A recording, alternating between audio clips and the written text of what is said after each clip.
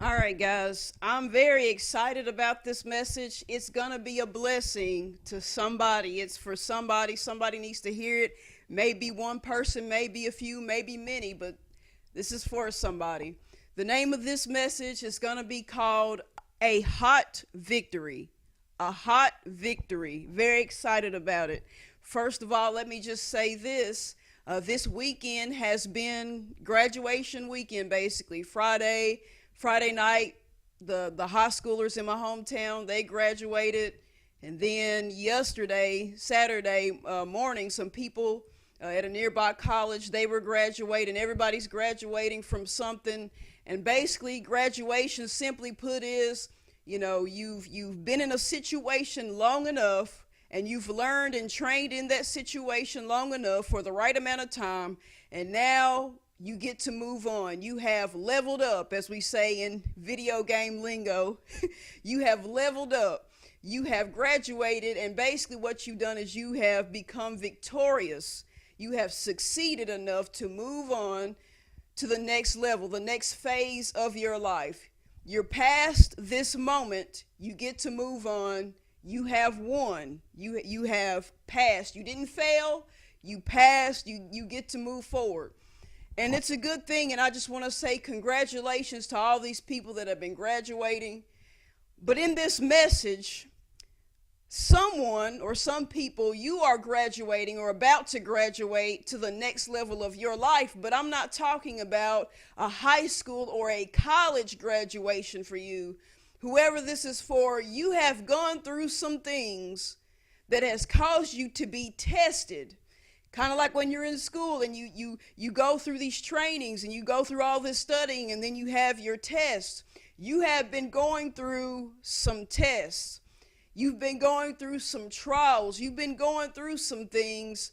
And whether you know it or not, you are about to graduate, so to speak, into the next phase of your life, the next level of your life. You have things on the way from God, kind of like little graduation gifts, if you will. Your graduation party coming up. But you are about to move forward into what God has for you, and He has more for you than you really ever could have imagined. You've got some things in store for you. You think some folks around you have had some graduation parties and some cool graduation gifts. Oh, no. You got some stuff coming your way directly from God. And He's going to put people in your life, in your path, to be blessings or gifts to you.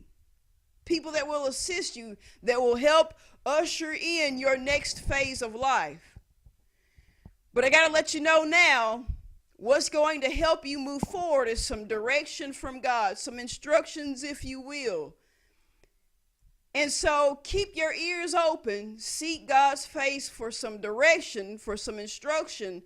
It's soon to come, but I got to let you know right now ahead of time that the catch is the directions, as simple as they may be, they may seem a little strange. They may seem a little goofy, but if you would just follow the directions, you will move forward. You will graduate. It's all about whether or not you don't mind the goofy directions, because the goofy, strange, bewildering directions, the uncertain directions that seem to not make much of a difference, these instructions you're going to receive will lead you to what I'm going to call a hot victory. Not just a victory, but a hot victory. You'll understand why I call it a hot victory later. But real quick, I want to start out in Joshua. I don't want to drag this message out too long. This is the first time in a long time I've actually gotten up and recorded a sermon right before actually going to church. Sometimes I may record it after church or a different day other than a day that I go to church or whatever. But I'm up pretty early doing this. I was just so excited about it, just ready to jump right in it. And so anyway, Joshua chapter 6, starting at the beginning, it says this. Now Jericho was straitly shut up because of the children of Israel. None went out and none came in. And the Lord said unto Joshua, See, I have given into thine hand Jericho, and the king thereof, and the mighty men of valor. And ye shall compass the city, all ye men of war, and go round about the city once. Thus shalt thou do 6 days. And 7 priests shall bear before the ark 7 trumpets of ram's horns. And the 7th day ye shall compass the city 7 times, and the priests shall blow with the trumpets.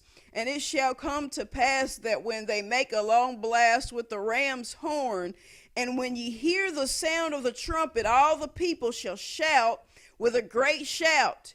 And the wall of the city shall fall down flat, and the people shall ascend up every man straight before him. And Joshua the son of Nun called the priests and said unto them, Take up the ark of the covenant, and let 7 priests bear 7 trumpets of ram's horns before the ark of the Lord. And he said unto the people, Pass on and compass the city, and let him that is armed pass on before the ark of the Lord. And it came to pass, when Joshua had spoken unto the people, that the 7 priests bearing the 7 trumpets of ram's horns passed on before the Lord, and blew with the trumpets, and the ark of the covenant of the Lord followed them. And the armed men went before the priests that blew with the trumpets, and the reward came after the ark, the priests going on and blowing with the trumpets. And Joshua commanded the people, saying, Ye shall not shout, nor make any noise with your voice, neither shall any word proceed out of your mouth until the day I bid you shout, then shall ye shout. So the ark of the Lord compassed the city, going about it once, and they came into the camp and lodged in the camp. And Joshua rose early in the morning, and the priests took up the ark of the Lord. And the 7 priests bearing 7 trumpets of ram's horns before the ark of the Lord went on continually and blew with the trumpets, and the armed men went before them, but the reward came after the ark of the Lord, the priests going on and blowing with the trumpets. And the 2nd day they compassed the city once, and returned into the camp. So they did 6 days. And it came to pass on the 7th day that they rose early about the dawning of the day, and compassed the city after the same manner 7 times. Only on that day they compassed the city 7 times. So what's happened here is this: God has given Joshua some direction to give to the people. God's people, the Israelites, are outside of the city of Jericho. God is wanting his people to overtake this city, but there are walls surrounding this city. The only way they can get in to overtake the city is if the walls somehow come down. And it is not possible with their own strength or might to make the wall come down. But God's going to make a way for this to supernaturally happen. He's going to be a way maker for his people. But instead of just simply having them walk up to the wall and then God bringing the wall down, he has given direction. He has given instructions, simple instructions, but the instructions sound a little bit crazy. Let's go ahead and call it how it is. These directions sound nuts. So he's telling his people, this is what I want you to do. You're going to be going around this city for 7 days, which is not a surprise he said 7, because 7 is God's number, as people say. It's the number of completion, perfection. God is saying for 7 days, I want you to go around this city. But he says there is a specific way I want you to do it, and it's this right here. On the first day, I want you to go around the city once. Just go around the city walls. Then on the 2nd day, do the same thing. And on the 3rd day, do the same thing. And on the 4th day, do the same thing. And on the 5th day, do the same thing. And on the 6th day, do the same thing. But on the 7th day, I want you to go around around the city limits 7 times. And then I want these particular people to sound the trumpets, play on the trumpets. And then I want the people to shout with a loud voice. And when this happens, the walls will come down and you will be able to overtake the city. Now, it makes them look a little bit crazy to do this. Just walking around this city you can't go in because of the walls, but you got to quietly, bravely just march around this city like something really gonna happen. And then when nothing happens, you come back the next day and you do it again. You just circle around it again like something fixing to happen, and then nothing happens. Then you got to come back the next day. You just keep doing it for days, for a whole week. And you got to know there were some people looking at them like, what the heck are they doing? They're acting like they're fixing to do something, and all they do when they get done walking around the city is go home.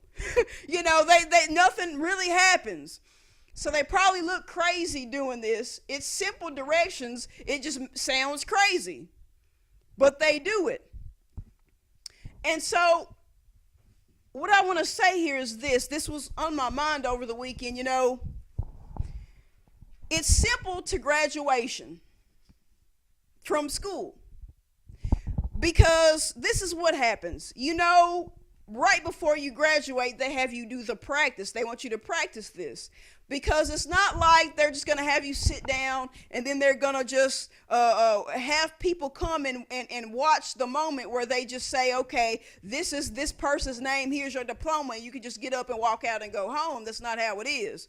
If it was that simple, they would just say, hey, come to graduation at such and such time. Then when you got there, they would say, sit here, we're going to walk up to you, say your name, give you your diploma, you can go home. There's no need for a big practice run or anything. But the reason why there's a practice is because it's a whole ceremony. It's a whole event.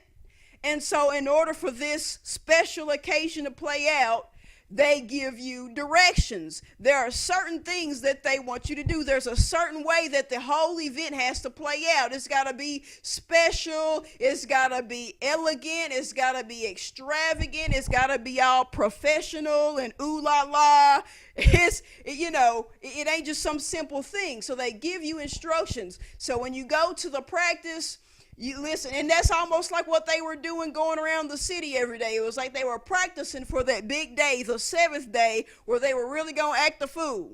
So at the graduation, at the practice, they show you what to do, and how it's got to play out is this. You're going to be lined up a certain way.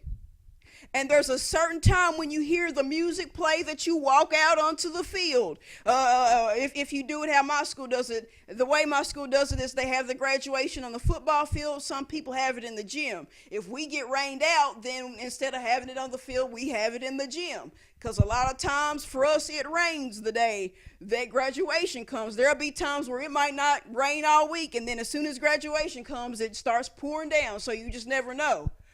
But you march onto the field, or you march into the gym a certain way. You can't be goofing off and making gang signs and, acting goofy. They want you to be all mature and professional, and you march in a certain way at a certain time.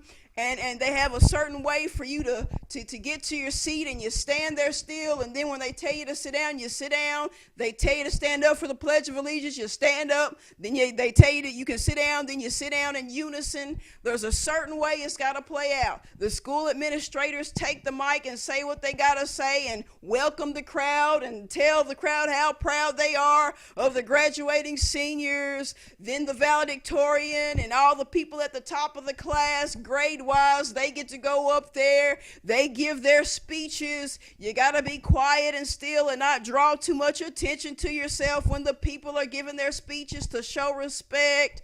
Then when they get done, the band, they're going to play their number, if that's how it is at your school, or they may just have music playing over the intercom from, a CD or tape or whatever. Then, that plays out. Then they get ready to give out the diplomas. And the diploma, receiving the diploma is really another way of saying receiving your victory. You have become victorious. This is your victory. This is your way out of this and on to the next phase of your life. So what they do is they have you stand up when your name is called. They say your name. They say the name of your parents. They say what college you're going to attend if you are going to school. They say how much money you made, how much money you gained in scholarship funds, financial aid, all that. Okay, and they say what you're going to major in and your plans for the future, and the people clap, and you get your diploma, and you get back in position so the next person can go and get theirs. And then when everybody's done, they can say the last things they need to say. Then they'll say, congratulations, class of insert number of class year here. And then you stand up, and then you take the hat off your head that's got the tassel hanging off of it, and you throw it up in the air. But then you hurry up and find it and pick it up because you paid. Oh my goodness. Because you didn't pay for the cap and gown. So you don't want to just leave the hat there. Most people, they ain't going to just leave the hat there. They're going to find their specific hat and pick it up and take it with them, because they said, no, I didn't pay for this money. I might not wear it again, but my money's not going away, so I'm not going to leave it here for people to walk all over it and it get all muddy. I'm taking it with me. So anyway, but it's a whole event with instructions, and if you follow the instructions, you get the diploma. And there have even been times where they'll threaten you up front and say, listen, if you go out here and you do something completely different from how we practice this, you won't get your diploma. We won't call your name. You have to wait till such and such day to get your diploma. They tell you, if you want this diploma or if you want this victory, you must follow these instructions. It's essentially what they're saying. And it's no different with what we see here in the text in Joshua. They're given certain directions. They go around for 6 days, which is basically like some practice runs. And then on the 6th day, or the 7th day, they go around the 7 times. And then the main thing that activates the victory is the shouting, or that's how it's supposed to play out, rather. And so there's a way it has to be done. The directions, the instructions may sound crazy, but they bring the victory. But now here's the thing. Even though it may seem crazy, you can't get caught up in that.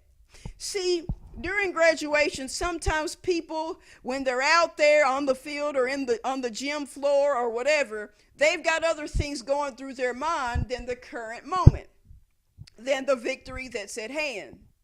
Some of them may be concerned about how they feel at the moment. They may be so hungry, all they can think about is getting something to eat. Maybe they need to go to the restroom real bad, which, hey, if you got solid black cap and gown like at my school, just pee on yourself. I don't know. I mean, but you get my point. People, sometimes you get so focused on how you feel. Maybe you're just real tired and you're just ready to go home. Maybe you got a bad headache. Maybe you got a foot ache.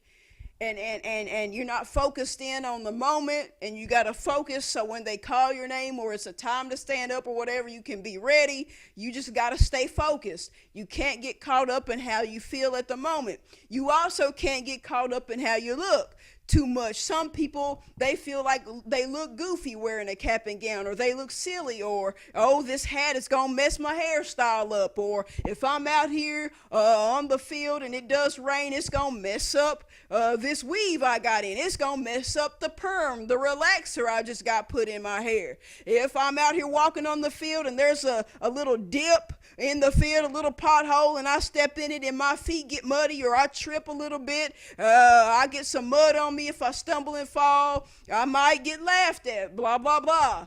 People are concerned about not looking funny, but you can't get too messed up about how you look in the situation. And there's one more thing that is on a lot of people's minds, and it's the fact that it's really starting to hit home to them that some of the people that are sitting around them, that they may know, that they may be close friends with, they realize, wait a minute, after this I might not see them much anymore. This is the last time that we're coming together like this as a class until our class reunion 5 or 10 or 15 years from now. And I still might not get to see everybody then. So you're thinking this is it. You know, we got people going into the workforce. We got people getting ready to go to college. We got people that are getting the heck out of this town and moving out of town, maybe even out of state. I may not see some of these people ever again. And so they're concentrating and they're in their feelings at the moment because of the people that they're about to lose. And so even though prior to this moment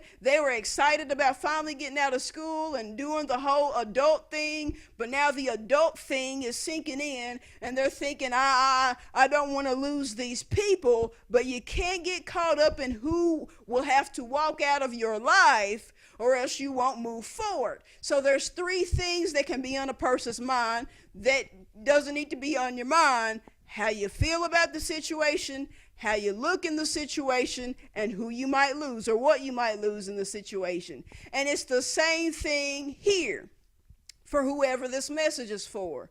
With this victory that's on the way, you listen, you can't get caught up in how it might make you feel. You can't get caught up in whether or not you look funny following some instructions.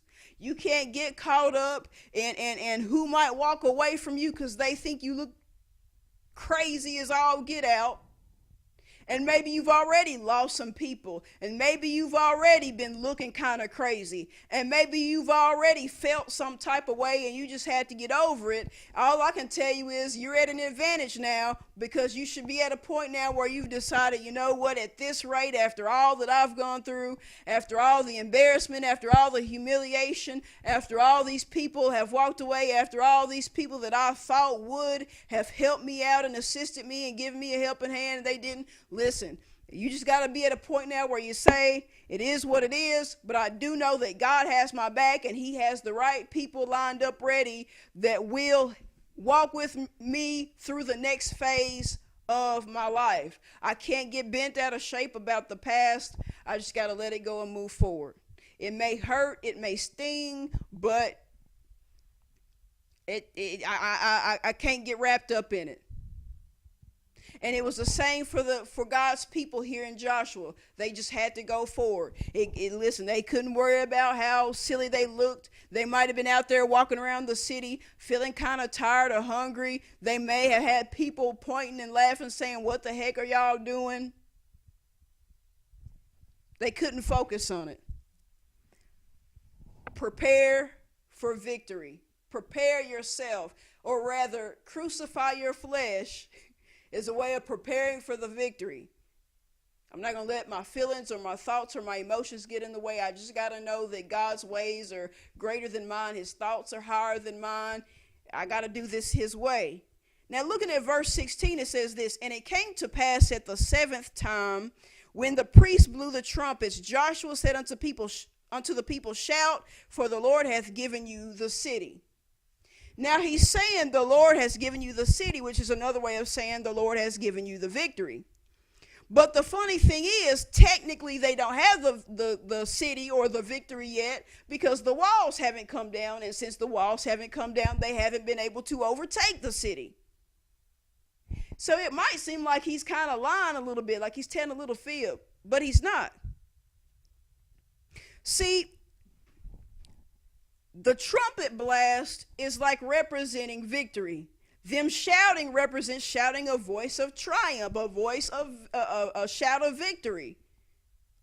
So if God is wanting them to basically celebrate, right? Because that's what it really is, celebrating the victory. If God's wanting them to celebrate this victory before the walls even come down, it only makes sense that they would have the mindset that they already have the victory or the city, even though the walls haven't even come down yet. So it's like he's saying, if God said it, it must be so. If God said we're going to have this victory, we're going to have it. We got to know God's not a liar. We got to believe that the word God sends out will not return void, and that it's going to do what it set out to do. So if God speaks victory, we've got to shout for it, shouting for the victory, blasting the trumpet in victory. So they were supposed to go into it already knowing, okay, this victory is ours. We're basically just acting out something with the shouting and the trumpet blast, knowing that with that, God's going to step in and have evidence that he's been behind this victory by bringing the walls down. No different than what I was talking about in one of the last sermons that I did, where I was talking about Moses and him holding up that rod and God parting the sea so that the Israelites could walk on dry ground, and bringing the waters down to overcome and overtake Pharaoh and the Egyptians. Moses didn't split the waters, God did, but Moses did an act of faith that probably looked kind of silly. It looks silly at the moment when all the enemies seem to be catching up to him and all he does is just, but God, when he acted out on faith, God brought the evidence. And so that's what's happening here in Joshua. They're acting out something. God's going to do his thing to say, yes, it's me behind this. These are my people. I'm their God. I'm going to get the glory out of this. They're going to know that I did it, because they know already that this walking around and this shouting wouldn't do anything if it weren't for me having their back in this. It's simply just an act of faith, because these instructions that you receive, it might not be something that's going to cause you to be able to say, oh, look at what I did. I made this happen. It's just simply you doing something, acting out in faith. And when you do it, it's God reacting to what you've done. Oh, okay, you did this. Now watch this. A supernatural moment. God's super combining with your natural to bring the supernatural. So just moving on. Verses 17 through 20 say, and the city shall be accursed, even it and all that are therein, to the Lord. Only Rahab the harlot shall live, she and all that are with her in the house, because she hid the messengers that we sent. And ye in any wise keep yourselves from the accursed thing, lest ye make yourselves accursed when ye take of the accursed thing, and make the camp of Israel a curse and trouble it. But all the silver and gold and vessels of brass and iron are consecrated unto the Lord. They shall come into the treasury of the Lord. So the people shouted when the priests blew the trumpets. And it came to pass, when the people heard the sound of the trumpet, and the people shouted with a great shout, that the wall fell down flat, so that the people went up into the city, every man straight before him, and they took the city. So it happened the way God planned for it to happen. And I love how it goes out of its way to not just say that the walls fell or that they just crumbled, but that they fell flat, specifically flat. You talk about God making a way. The Israelites walking on smooth, dry ground as the waters are parted in the Moses story. Now with Joshua, we see walls coming down, and not just where it's hilly, right? You know what I'm talking about, where it's just hills and debris of stuff everywhere and they got to climb over stuff. No. It says they specifically fell flat. They could just walk on through. They didn't have to climb. They didn't have to struggle. It was like God was saying, okay, anything that could have been a hill or, listen, a mountain in your way, that it would seem like you would have to climb it, I'm going to make all the mountains flat, as if they weren't even ever there. Oh boy. That's what you have to look forward to, a total and complete turnaround, as if you weren't even in the rough situation you were in. You've been going through some things. You've been waiting for God to make a move in your life. And you've been at a crossroads and you're thinking, God, what's my next move? I've been obedient to you. I've seen a lot of people who may not have been so obedient seem to get away with so much. But I've been seeking you. I've been seeking your face. I've been taking this journey. It seems like I've been going through the wilderness for a minute now. And I'm at this point where I'm at a crossroads.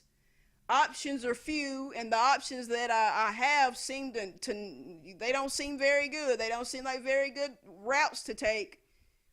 God, I need an encounter with you. I need instruction from you on which route to take. Matter of fact, it might not be a bad idea to just make a way, make a whole new way. Like in that song from Aladdin, a whole new world. It's like you've been singing, God, I need a whole new way. I need a whole new way out of this. I don't understand this one. I've been with you. It seems like you've gotten a little silent on me.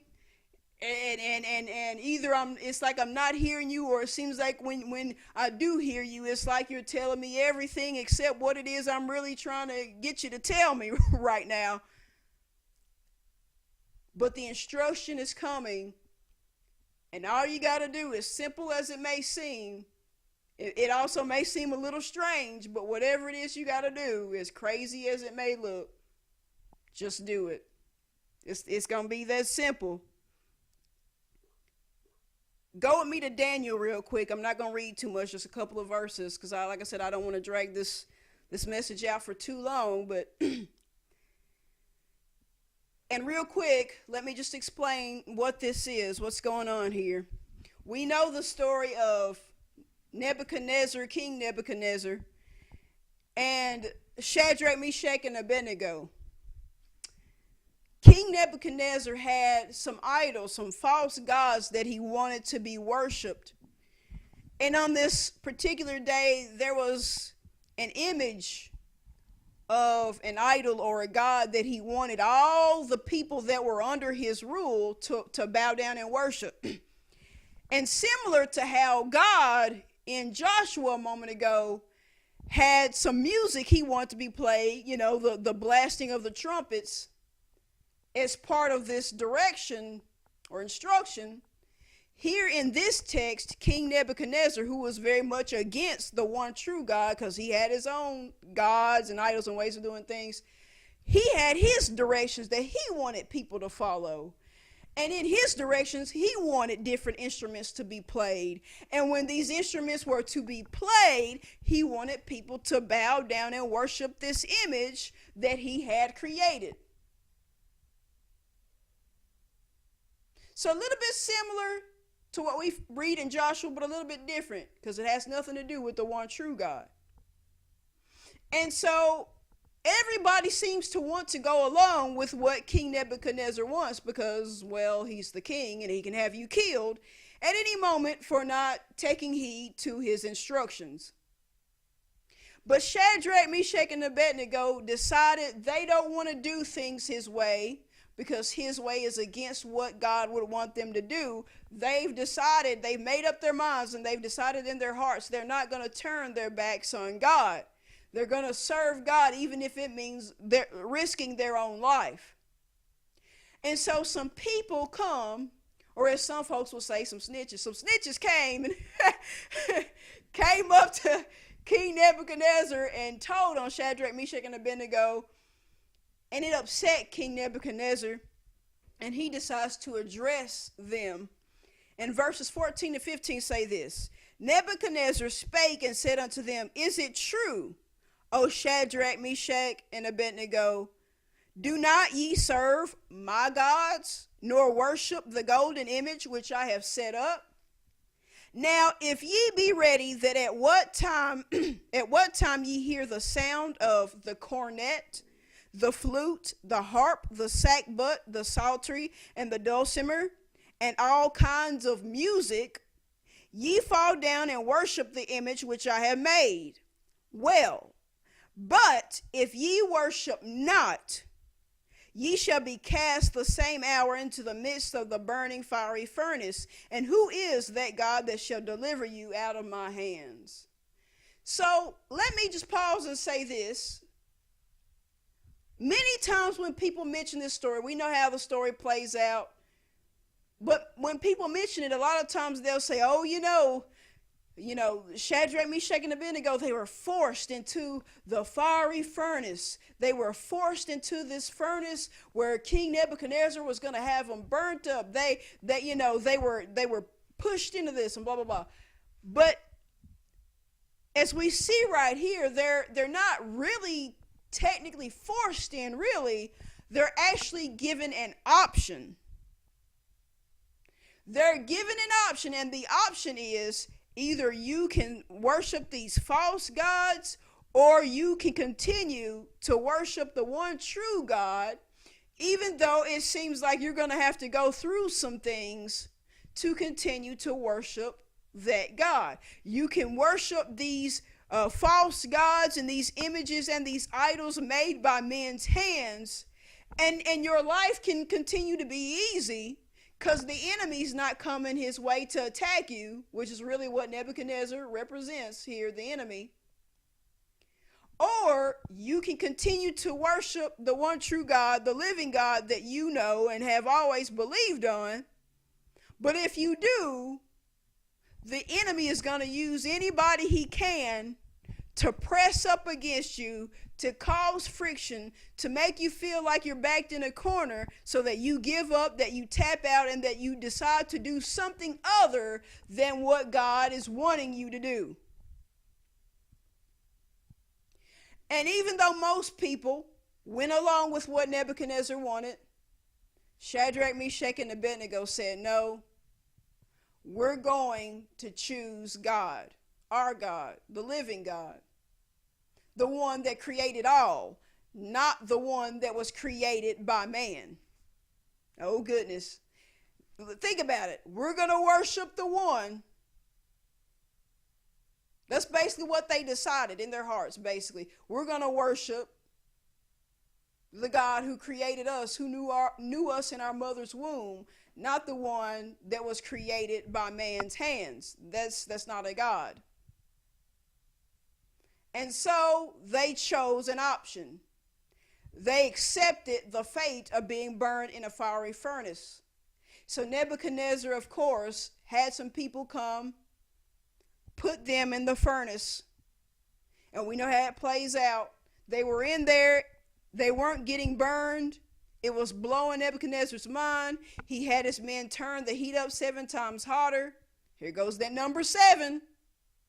So even though in his mind, he's making the situation worse for God's people, really, oh goodness, really it's almost as if he's just setting it up more and more and more for God to show up and show out, just choosing the number 7 and everything. I mean, he just set up Shadrach, Meshach, and Abednego for the victory right there, in my opinion. Let's turn, not 6, not even the number of man or the number of sin. Now let's turn it up 6 times. Let's turn the heat up 7 times. It's normal magnitude. So they turned up the heat, and something showed up, what appeared to be a fourth man in the fire. God in the form of man, but really he was the first one in the fire. He just made himself visible after the fact, visible after Shadrach, Meshach, and Abednego entered in, because if God was not already there, they would have surely burned up. But really, God was there, but he waited for a moment to allow himself to be manifested in a way visible to everyone else, and it blew their minds. And so when Shadrach, Meshach, and Abednego come out of the furnace unburned, not traumatized, not even smelling like smoke, it was at that moment where Nebuchadnezzar and his people watching had to realize, no, our gods that we made up, they're nothing. This God they serve, the God these 3 guys serve, that is God. That is God. And just like how the one that they called the fourth man, which was really actually the first, God was there. All I'm saying is it's the same for you. God's there. He's going to be at the place you need him to be at the right time. You're just waiting on the manifestation. You're just waiting to see what you already know is there. Kind of like how they knew they had the victory. They were just waiting to see the, oh my goodness, they're waiting to see the manifestation of it. Same thing. Same thing. So that's what's played out. Now, let me say this. Well, let me take you to the last place I want to take you to, and I'm going to get ready to wrap this up. Last place I'm going to take you to is Isaiah 48. Looking at verses 10 and 11, it says this, "Behold, I have refined thee, but not with silver. I have chosen thee in the furnace of affliction." Kind of like what Shadrach, Meshach, and Abednego are going through, similar to what you may be going through, not literally, of course, but metaphorically speaking, symbolically speaking. It's like you've been in your furnace, so to speak, furnace of affliction. And it seems like the heat just keeps getting turned up on you. It seems like you take a step forward and 2 steps backwards. And like I said, you're just waiting on God to see, okay, what am I going to do here? You're just waiting on that appearance. You know he's there, but you're just waiting on that appearance. You know he can say something at any moment. You know he can speak something, and just through his speaking of something, the whole atmosphere can change. You're just waiting on that instruction. You're just waiting on that encounter. You're just waiting on that moment. You're just waiting on the way maker to make that way out. And it says in verse 11, "For mine own sake, even for my own sake will I do it. For how should my name be polluted, and I will not give my glory unto another." He's saying my name is not going to be polluted when all this is over. He's saying I'm going to get the glory for this. I'm not going to let anybody else get the glory. Yeah, things look crazy in your life. Listen, don't be offended at me. Don't be mad. I'm fixing to get you out of this. But I need some things in your life to look a little bit crazy right now. I'm going to need some things to play out, because when I get you out of this, you can't say you got yourself out. Other people can't take credit and say they got you out. The people that stood back and watched with their arms folded with something funny to say, their jaws are going to have to drop. They're going to have to eat their words. Come on. The people that ran from you and exited your life are going to wish they hadn't of, but it's too late. Because when this is all said and done, I'm going to get the glory out of this.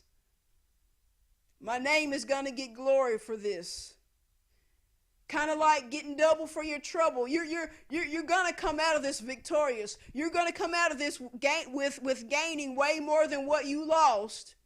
Don't worry, I got you covered. You're going to gain a lot out of this. But I got to make sure too that I get glory out of this. And I know when I get you out of this, you're gonna glorify me. Even if no one else does, I know you're going to praise me. And even if others don't praise me, they're still going to have to acknowledge the fact that it was me that did this. It was me. And that's what it's all about. I'm going to tell you why I call it a hot victory, not just a victory. But going back to the fiery furnace situation, you're in a situation, like I said, kind of like almost like you're in that furnace. And here's the thing. I've had similar sermons. And I was thinking about this prior to getting ready for this message.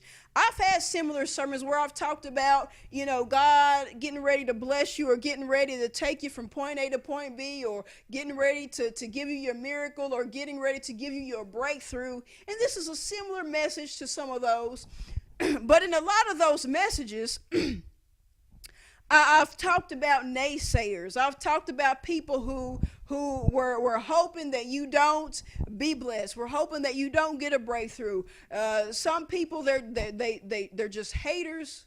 Some people, they are just jealous and they don't want to see you move forward because they're concerned about how it looks on them, or they think they could do something better. They think they deserve what God might be about to do for you. They think it should be for them or for someone else. I've talked about all that. And I'm not saying that's not the case for you. That very well could be the case. But for this particular message, I feel like the emphasis is not on so much naysayers. I think the big emphasis is on the fact that you have a lot of people, or some people, who it's almost like they don't believe in you, similar to how naysayers would, but they're not naysayers. They are people that actually care about you. And you may say, well, if they're caring people, if they care, then why, why blah blah blah blah blah? Why would they not support me, or why would they not, why would they not give a helping hand, or why would they not believe in me, or why would they think I'm crazy, or whatever? Why would they think I'm not going to make a way out of this, or I'm not going to have a way made for me out of this? They support you, but the thing is, they think that by telling you that what you're doing is crazy, they think that by saying, this whole God thing, thinking God is with you in this and that God's going to help you out of this, they think that by telling you that that's crazy and that you need to go and do this or do that and take, these other options that are not from God, they think that by telling you that they're helping you. They think that they're doing you a favor. They think that they're looking out for your best interest. So they're not saying these things and having this attitude and this mindset against you and against you following God. They don't have these mindsets because they're one of the naysayers or haters. They really think that they're helping you. They really think that they know what's best for you. That's really what it's about for some of these people. And the best way I can describe it is this right here. Like when you have a real little kid, little toddler, maybe they're crawling around in their diapers, and then they get to the point where they first get up and they start walking. And they want to explore stuff. And they want to open up all the cabinets that have handles down low enough for them to reach. They want to go touch everything. They want to go pick up everything and pull stuff, reach up and get on their toes and reach up and pull stuff down off tables and off countertops and all this other stuff. They're always getting into some stuff, and sometimes they get into some close calls, some somewhat dangerous situations. And sometimes they reach for things and touch for things that are so hot that it's going to burn them. They may want to try to touch the stove. You may have a curling iron or a hair flattener, hair straightener plugged in. Something plugged in that if it's touched the wrong way, it's going to burn. It's going to hurt. Clothing iron. It's going to hurt. Matter of fact, I remember, and I think I might still have a little bit of the scar left. It's mostly gone, but I remember when I was little, one time my mom was ironing something, and she kept telling me, be careful so that I don't get burned, because I was playing and running around and goofing off. And sure enough, I wasn't careful, and I don't remember quite how it happened. I think I got tangled up in the wire of the iron, the clothes iron that was sitting down, and the iron hit my leg, fell on my leg, and I got a little burn from it. And she was like, not being mean, but like, I was trying to tell you, you're gonna get hurt, And that's kind of how we are with little ones when they're in these situations where they might get burned. And when they're real little, and you can't break it down for them in a way that they're going to understand, sometimes they do this little thing, parents do this thing where they go, hot, hot, hot, right? They say hot. They don't say, oh, you're going to burn yourself, this is going to happen, that's going to happen. They don't say all that. They just keep it simple for you to understand because you're little. So they just go, hot, hot, and sometimes they kind of whisper like hot, hot, as if whispering is going to make it sound even more dangerous if you do it. You know what I mean? If you touch it, you're really going to get hurt because I whispered it to you. Hot, hot, That's the mindset we have. If we whisper it, it's going to indicate to you it's really dangerous, right? So anyway, so they go hot, hot, hot. And that's what's happening for you. You've got people that are trying to get you to go off course of what God has for you, but it's not because they're jealous or envious or they're hateful. It's because they really think they've got the best interest for you, and their way of doing this is by saying, all this bad stuff's going to happen. I don't know why you're doing this. Or They're doing the parent thing and they're going, hot, hot. Don't do that. It's going to burn. Don't do that. It's going to hurt. Don't do that. You're going to regret this. Don't do it. And that's what they're doing. It's like they're trying to swat your hand away. It's like you're reaching for a diploma or your victory. You're close, but it's like you got people wanting to swat your hand and go, hot, hot. Don't do that. Don't touch that. Hot, hot. Hot. It's hot. But what they don't know is when they're trying to swat at your hand, they're not helping you. They're really hurting you because they're trying to swat away at a hot victory. It might be hot. It's a hot victory, but it's not going to burn because that fourth man, which is really the first man in that, oh my goodness, in that fire, he's already there and he's going to keep the victory from burning you. You'll get it and it's a hot victory, but it's not going to burn. Oh goodness. Thank you all for listening. I'm going to go ahead and pray us out here. Thank you for listening. Heavenly Father, I thank you for another time to minister another message. I thank you for this message. It's awesome that you're going to bless some people, and it's been a blessing for me just to give this word. Lord, I just pray, as always, that people would have the ears to hear and the heart to receive this word, that it's taken serious, and that people are willing to seek your face, to just get in your presence, to hear instructions, and whatever it is that you would have to say to your people, that they would just follow those instructions, no matter how strange it sounds, even if it sounds like something that, it just seems like it's a lost cause, something impossible. Really, it's possible, because God, the word impossible is really just saying I'm possible, or I am possible, and you are the great I am. So it's just a moment for us to say, no, it's not impossible. It's just a moment for the great I am, or the I am possible to do something mighty in our lives. Lord, I give you all the praise, the glory, and the honor. In Jesus' name I pray, amen.